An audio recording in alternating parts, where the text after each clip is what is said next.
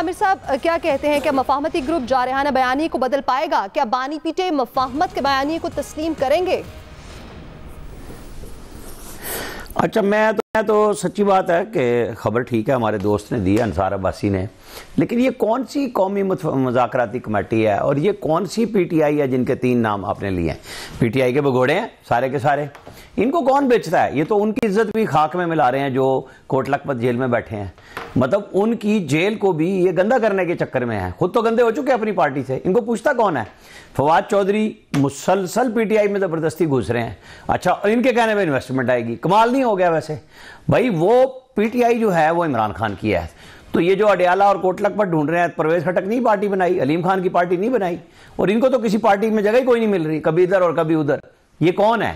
یہ بس خبر برائے خبر ہے کہ جی اس میں ایک افسر بھی مل رہا ہے، ایک فلانا بھی مل رہا ہے، بھائی آپ منتیں کرتے پھرتے ہیں، ہمیں کوئی رول مل جائے کسی طریقے سے، آپ کو کوئی پارٹی نہیں قبول کر رہی، کوئی مین سٹریم میں صرف میڈیا کا آپ کا چورن بک رہا ہے، ان کو بٹھا لیں بلا لیں، لیکن ان کی کوئی ویلیو نہیں ہے۔ یہ شاہ محمود قریشی، ڈاکٹر یاسمین راشد اور جو سینیٹر صاحب ہیں وہاں پہ جن کی سیٹیں بھی چلی گی، سب کچھ ہو گیا، تو یہ ان کی جو سیاسی جدوجہد ہے اس کو بھی گندہ کر رہے ہیں کہ جی ہمیں ملاقات کرا دیں، ہم بات کریں گے۔ شاہ محمود قریشی خاموش بیٹھے رہیں، ضمانت ہو نہ ہو، جس دن وہ یہ کہیں گے کہ میں عمران خان سے باہر ہوں تو پی ٹی آئی سے تو وہ بھی باہر ہی ہو جائیں گے نا۔ وہ کون سا کوئی قیادت کرنے کے موڈ میں ہے کہ جی میں پبلک کو اکٹھا کر لوں گا؟ بھائی پبلک جو ہے، جو پی ٹی آئی ہے وہ عمران خان ہے، اس میں تو کوئی شک نہیں ہے۔ اگر کسی کو شک ہے تو یہ مذاکرات کی جو داغ بیل خبر کی صورت میں ڈلوائی گئی ہے، اوریجنل بھی کر کے دیکھ لیں، کیا ہوگا؟ کچھ نہیں ہوگا۔ اوریجنل یہ ہے کہ پی ٹی آئی جو عمران خان کی ہے اس کے ساتھ اگر آپ کوئی راستہ ڈھونڈتے ہیں، وہ کوئی راستہ ڈھونڈتے ہیں، جیسے یہ قومی وہ کانفرنس کرا رہے ہیں، یہ وہ راستہ ہے جہاں سے پیپلز پارٹی کو وہ بلا رہے ہیں، پی ایم ایل این کو نہیں بلا رہے، اٹس اوکے، ایک اچھی بات ہے کہ وہ ایک کانفرنس کر رہے ہیں، کوئی ایجنڈا کریں گے، کوئی مطالبہ کریں گے، اور کس سے کریں گے؟ نہیں پی ٹی آئی کے میں نے تو آپ کو کئی دھڑے پہلے گنوا دی ہیں، ان کی ویلیو کیا ہے پہلے والوں کی؟ وہ نئے ناموں سے بھی آ گئی، پرویز خٹک نے تو پی ٹی آئی نام رکھا ہے، علیم خان نے دوسری پارٹی بنا لی ہے، تو کیا ہو گیا؟ ایسے نہیں ہوا کرتا کہ آپ قوموں جو بڑی پارٹی ہے اس کے اندر سے چند لیڈروں کو اکٹھا کر کے اور ان کا چورن بیچیں گے، نہیں بکے گا۔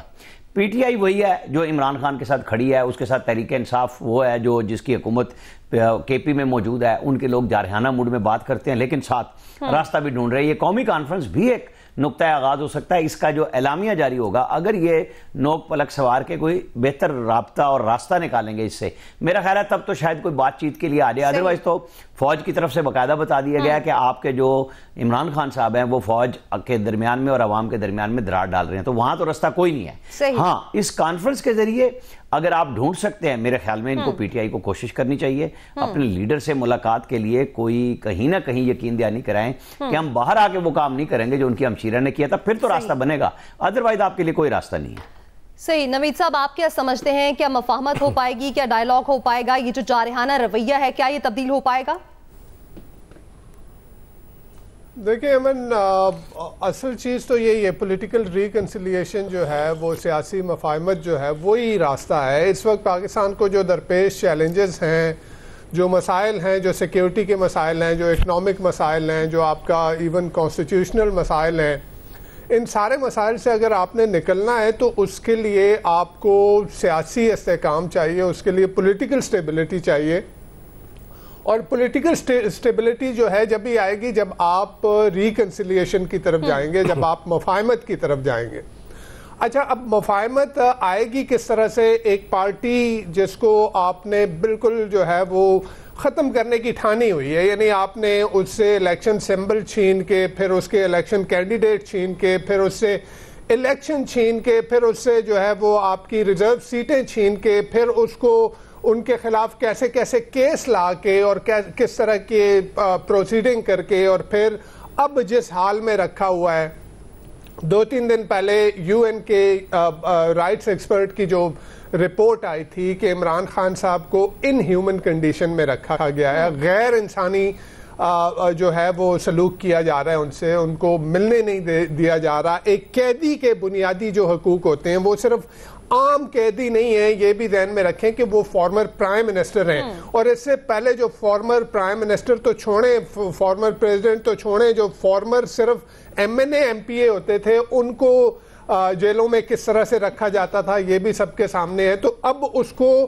غیر انسانی کنڈیشن میں رکھ کے آپ اس سے ایکسپیکٹ کر رہے ہیں کہا یہ جا رہا ہے کہ جی راستہ لے. کیسے راستہ لے؟ یعنی آپ دیوار سے لگا کے ایک پارٹی کو، اس کے رہنماؤں کو آپ یہ کہہ رہے ہیں کہ جی آپ اپنا سیاسی راستہ ڈھونڈیں کہ، اور پھر اس سے بھی بڑھ کے یہ کہ جی وہ سیکیورٹی تھریٹ ہے. کیا یہی پارٹیاں جو ابھی بیٹھی ہوئی ہیں، اقتدار میں بیٹھی ہوئی ہیں، کیا ان کی یاداشت بہت کم ہے، یا یہ کنوینئنٹلی انہوں نے جو ہے وہ اس کو جو ہے بھلا دیا ہے کہ کس طرح سے بے نظیر بھٹو جو ہے وہ بھی نیشنل سیکیورٹی تھریٹ بنی تھیں، اور ان کو اقتدار میں نہ آنے کے لیے روکنے کے لیے جو ہے اسلامی جمہوری اتحاد بنایا گیا تھا. کیا نواز شریف صاحب خود یہ بھول گئے ہیں کہ ان کو بھی نیشنل سیکیورٹی تھریٹ قرار دیا گیا تھا؟ تو اگر عمران خان صاحب اکیلے نیشنل سیکیورٹی تھریٹ ہے نا، تو پھر یہ لاکھوں کروڑوں جن لوگوں نے ان کو ووٹ دیا نا، تو پھر تو آپ ایسے کہہ رہے ہیں کہ وہ سارے لوگ جو ہیں ان کے فالوورز، ان کے سپورٹرز، وہ بھی نیشنل سیکیورٹی تھریٹ ہیں. تو میرے خیال میں یہاں پہ امپورٹنٹ چیز یہ ہے کہ آپ اپنی اناؤں کے خول سے نکلیں، آپ اپنی اناؤں کے قیدی بنے ہوئے ہیں وہاں سے نکلیں، آپ ملک کا سوچیں، ملک کو دنیا کہاں جا رہی ہے. یعنی یہ دیکھیں نا ایمن، یہ 25 کروڑ عوام کا ملک، یعنی دنیا میں آبادی کے لحاظ سے 5واں بڑا ملک، اتنا بڑا کیپٹل ہے ہمارے پاس، ہیومن کیپٹل کی بات کر رہا ہوں، اور ہم دائروں میں سفر کر رہے ہیں، ہم گھوم رہے ہیں ان دائروں میں، ہم اپنی انا کی تسکین کے لیے ہم نے ملک کو جو ہے وہ بھینٹ چڑھا دیا ہے، اپنی اناؤں کے بھینٹ چڑھا دیا ہے. تو چاہیے یہ کہ زخموں پہ مرہم رکھیں. آپ جو ہے وہ کم از کم، اگر یہ ملنے، کل بھی یہی ہوا کہ ملنا تھا، نہیں ملنے دیا گیا، کھلم کھلا جو ہے وہ کورٹ کی جو اس کی انسٹرکشن ہے ان کی خلاف ورزی ہو رہی ہے. عمران خان صاحب کو بھی یہاں پہ میں یہ کہوں گا کہ ان کو بھی چاہیے کہ دیکھیں اداروں کو بیچ میں لا کے ان کو ڈریگ کر کے ان کو کانٹروورشل بنانا، میرے خیال میں عمران خان صاحب کو بھی ایک سٹیپ پیچھے جانے کی ضرورت ہے، ان کو ریکنسیڈر کرنے کی ضرورت ہے. ٹھیک ہے وہ بیٹر ہیں، ان کے ساتھ جو زیادتی ہوئی ہے اس میں کوئی شک نہیں ہے کہ ان کے ساتھ بہت زیادتی ہوئی ہے، لیکن پھر بھی اگر وہ پاکستان کا سوچتے ہیں اور وہ کہتے ہیں کہ جی وہ پاکستان کا سوچتے ہیں، تو میرے خیال میں ایک سٹیپ ان کو پیچھے جانا چاہیے، ان کو، اور پھر جو ہماری مقتدرہ ہے، ہمارے سیاستدان ہیں، ان کو بھی یہ سوچنا چاہیے کہ ہم نے ملک کے بارے میں سوچیں، ملک کے مستقبل کے بارے میں سوچیں. اور اگر کوئی یہ کوشش یہ کی جائے گی کہ جی توڑا جائے پی ٹی آئی پاکستان اور پی ٹی آئی اڈیالہ، تو یہ ہو چکا ہے. جیسے عامر صاحب نے کہا کہ استحکام پاکستان بھی بنی اور پی ٹی آئی پارلیمنٹیرین بھی بنی، لوگوں نے اٹھا کے ان کو پھینک دیا. پارٹی جو ہے وہ عمران خان صاحب کی ہے، اس کے بغیر کچھ نہیں ہے. صحیح. ایاز صاحب آپ کیا کہتے ہیں، حکومت کی جانب سے جو دعوے کیے جا رہے ہیں، ایک پی ٹی آئی اڈیالہ اور پھر ایک پی ٹی آئی پاکستان کے، کیا یہ واقعی ایسا ہونے جا رہا ہے؟ آپ کو نظر آ رہا ہے؟ کیونکہ عامر صاحب اور نوید صاحب تو کہہ رہے ہیں کہ آلریڈی ایسے کئی دھڑے بن چکے ہیں. یہ ریلیف زدہ لوگوں کو آگے لانے کا مقصد ہی ہے، ایک اور کوشش ہے اسی طرح کی جو پہلے ہوتی رہی ہیں. اچھا یہ بڑا اچھا ہوتا وہ جو افسر سے بھی ملاقات ہوگی، بہت چونکہ یہ امپورٹنٹ لوگ ہیں پی ٹی آئی کے، یہ بات کرتے کہ جی ہاں ہم نے ابتدائی مذاکرات ادھر شروع کر دی ہیں اور اس کے یہ نتائج آنا شروع ہو گئے ہیں. عمران خان پہ پابندی تھی ملاقاتوں کی، یہ دیکھیں ہم نے ختم کرا دیا ہے، یہ ہم ملاقاتیں شروع کرانے لگے ہیں.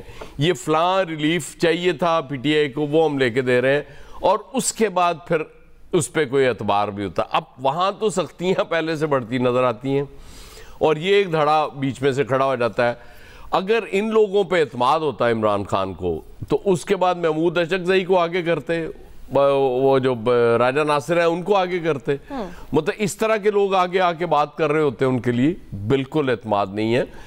اس میں کوئی شک نہیں ہے کہ فواد صاحب چونکہ اڈیالہ جیل میں رہے، ہو سکتا ہے ان دنوں کو اچھی انڈرسٹینڈنگ بھی ہو گئی ہو ان کی عمران خان صاحب کے ساتھ، لیکن اس کا مطلب یہ نہیں ہے کہ لوگ آنکھیں بند کر کے ان پہ اعتبار کر لیں گے کہ جی چلیں. وہ بات وہی ہے، پی ٹی آئی اڈیالہ وہ تو ہے اپنی جگہ، وہ ایک ہی ہے، وہ عمران خان ہے. پی ٹی آئی پاکستان میں اب سارے پی ٹی آئی کے لوگ شامل کر لیں، لیکن وہ ایک جو اڈیالہ ہے وہ ان سب پہ بھاری ہے. اس کی وجہ یہ کہ ووٹ بھی دیکھیں، شہباز شریف صاحب جتنے مرضی کام کر لیں، مریم نواز جتنے مرضی کام کر لیں، ووٹ آج بھی اگر ملے گا نون لیگ کو تو وہ نواز شریف صاحب کی وجہ سے ملے گا. اس میں کسی کو کوئی شبہ نہیں ہونا چاہیے. پیپلز پارٹی کو ووٹ آج بھی بھٹو اور بے نظیر کے نام پہ ملتا ہے. زرداری صاحب کی تو تصویر لگانا بڑا مشکل ہو جاتا ہے الیکشن میں کینڈیڈیٹ کے لیے. صحیح, یہ بات یہ حقائق ہے, اس پہ انکار نہیں کیا جا سکتا. اور یہ ہمیشہ سے ہوتا ہے. یہ ایفرٹس جتنی مرضی کر لیں, اور وہ چار مولوی ان میں اکٹھے ہو جائیں, وہ ادھر ادھر سے پکڑ کے ان کو ہوگا کہ جی ٹھیک ہے ہم اتنے لوگ شو کر لیں, لیکن یہ ایفرٹ بالکل اس کا کوئی فائدہ نہیں ہوگا. اور لوگ ان کو پی ٹی آئی کا سپورٹر اور ووٹر ان کو ایکسیپٹ کرنے کے لیے تیار نہیں ہوگا. یا تو یہ کچھ پریکٹیکلی کر کے دکھائیں, اس کے بعد بات کریں تو لوگوں کو شاید یقین آ جائے. کیونکہ میرے خیال میں کہ اگر کچھ لوگ چاہ رہے ہیں کہ یہ آ کے کوئی رول پلے کریں یا کوئی پارٹی میں کوئی درار ڈالیں, تو پھر تھوڑا کچھ ان کو دے بھی دیں, تھوڑی چیزیں دے دیں تاکہ لوگوں کو بیچ تو سکیں وہ سودا دکھا کے کہ یہ دیکھیں جی یہ ہماری دکان کا سودا بڑا اچھا بک رہا ہے, تو آپ بھی آ جائیں. لوگ اور خریدار آ جاتے ہوتے ہیں پھر.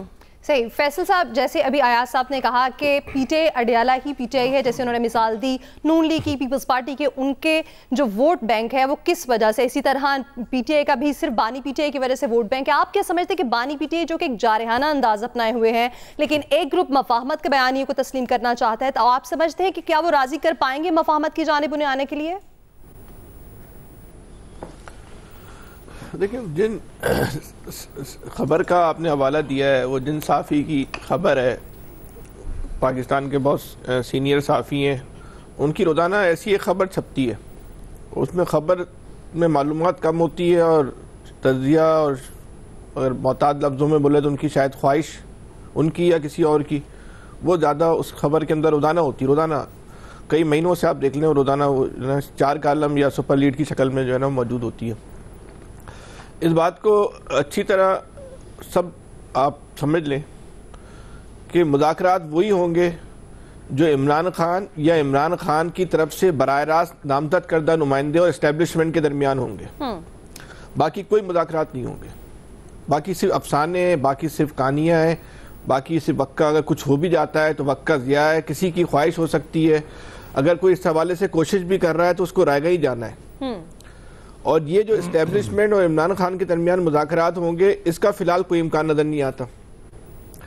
کیونکہ اسٹیبلشمنٹ ابھی اتنی مضبوط پوزیشن پر ہے, کارائے حکومت جو ہے وہ کیونکہ بالکل مناسب انداز میں چل رہے ہیں, کسی اس کو یوں سمجھ لیں کسی پریشانی کے بغیر چل رہے ہیں, تو ابھی اسٹیبلشمنٹ کو ضرورت نہیں ہے کہ وہ عمران خان کے ساتھ جو ہے نا وہ مذاکرات کرے.